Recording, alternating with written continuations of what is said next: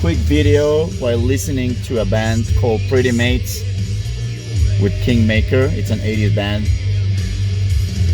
As I usually say, if you never heard of them, you don't know what you're missing. All right. Today I want to work of the moments, emotionally charged moments, and I'm talking about emotionally charged moments that they really impact your life. I'm not talking an emotionally charged moment like your team scoring or something like that. I'm talking about big triumphs, tragedies, people that meeting people that really impacted your life, like your wife or your girlfriend, adopting your first pet, deaths in the family, opportunities, the biggest opportunity, the great opportunity that you were expecting of that, from a new job or things like that. So those are the things. That's the kind of emotions I want to talk about. Emotions that really have an impact in your life, and that they are emotionally charged. They are so charged that they have an impact in your life, And the first point, the first thing I want to talk about is when we live through something that is so strong emotionally, you're always going to learn something about yourself. It's important to pay attention. Okay, what is this telling me about yourself? Let's say, for example, it could be, okay, I broke up with my girlfriend of 3 years, and you probably have to be you have to be able to make like a mental inventory, and say, okay, what went wrong? Were they some red flags that I didn't see coming? You have to learn to put the event on the table and dissect it like a surgeon and say, did I probably missed some stuff. I probably missed some flags that or I probably didn't miss him. I was in denial, or I didn't want to see him, So you're always gonna, if you pay attention about it, you're always gonna find out. You're always gonna find out something about yourself. But you have to be. This is something that you have to be brutally honest with yourself. If you're gonna be in denial again, then you're gonna get nothing out of it. Point number 2 is that we have to learn to process what happened, whether it's good or bad. You have to learn to say, okay, I dissected this. I know what I went wrong.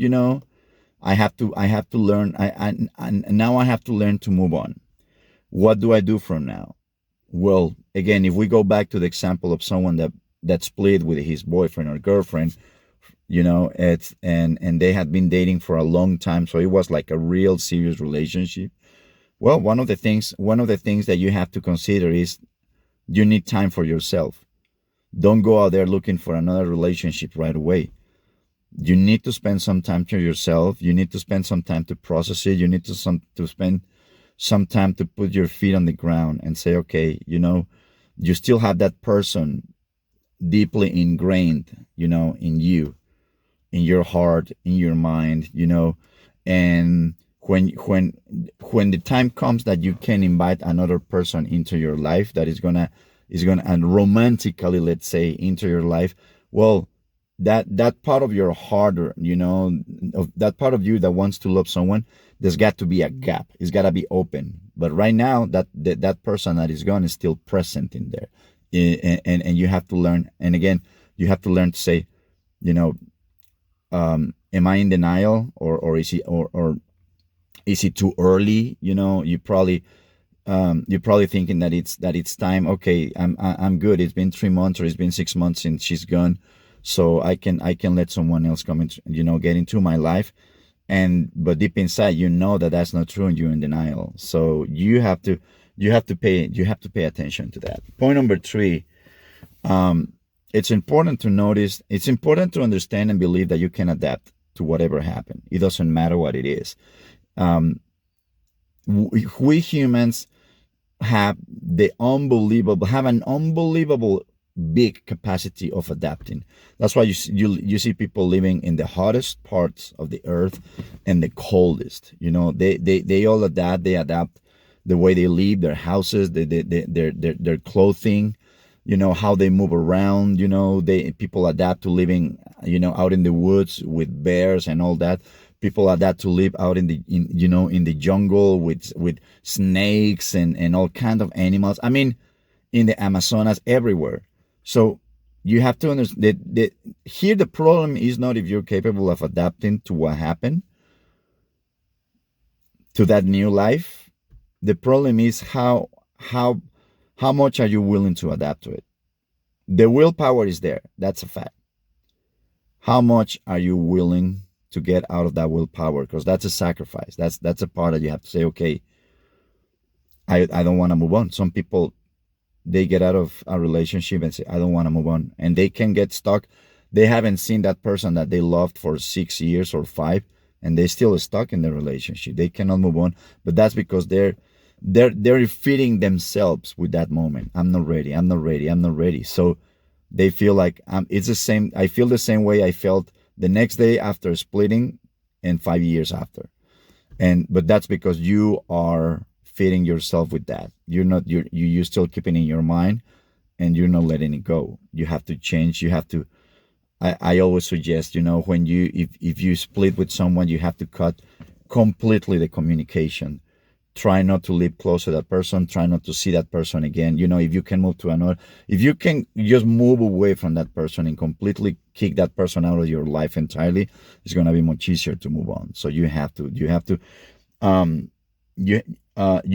adapt to it, but at the same time, you have to be smart enough to say, okay, what do I have to do to adapt to this new life? Okay. And then, and the next point, and the last one, is that don't accept the idea that, well, I was born like this and I cannot do anything about it. I'm not going to change. That is one of the most stupid sentences I've ever heard in life, because we have a huge capacity to say, to change our environment, to change the people you get, you're surrounding, the people, the environment. You can change it.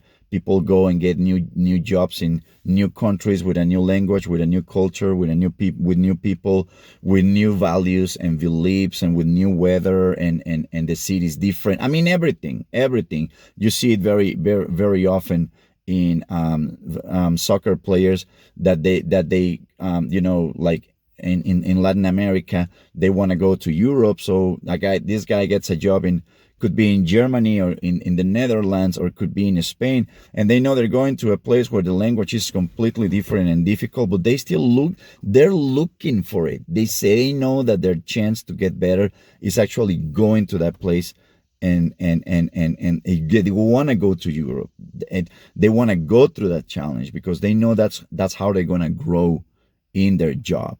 So that's the idea that you got to have. You can adapt to pretty much anything. Again, the problem is not really if you can or not. It's how much you're willing to put out there to do it. Okay. There was a scientific study years ago where they had a group of people, and they say, okay, guys, we're gonna give you a strawberry yogurt, and I want you to rate the taste. From 1 to 10, you're gonna say, how good is the taste of the yogurt? So they gave it to the people. They tried and they rated, and out of all the people in the group, no one noticed that the yogurt was chocolate yogurt. It was not strawberry. So the fact that they were predisposed to try a strawberry yogurt, they have already pretty much been brainwashed with the taste of it. So when they try it, they didn't notice it. So that tells you how much, if you know how to work with your mind, if you know how to brainwash yourself to believe the things that you want to believe about yourself, we have an unbelievable power. We just don't use it. Sometimes it's, I don't know how to use it. Well, one of the important things is you gotta start with the self language, the way you're talking to yourself. You wanna be realistic, but you have to start if you do an inventory about an internal inventory with yourself, you're gonna find right away things where I say, I know I need to change on this. I know I need to change. I have to start with my self language. I have to start with my attitude. I have to start Okay, trying to believe a little bit that this is possible, and every day just taking one thing step by step, towards that belief, because it's not going to happen just like that. So usually we have an idea of where to start if we are honest with ourselves, of where to start, and probably paying attention to the bad habits that we have that they're probably blocking us from starting to become that person, to change those little things or those big things that we want, but changing them little by little. All right. Well, guys, I hope you like it. Subscribe to the channel. Thank you very much, and I'll see you next time.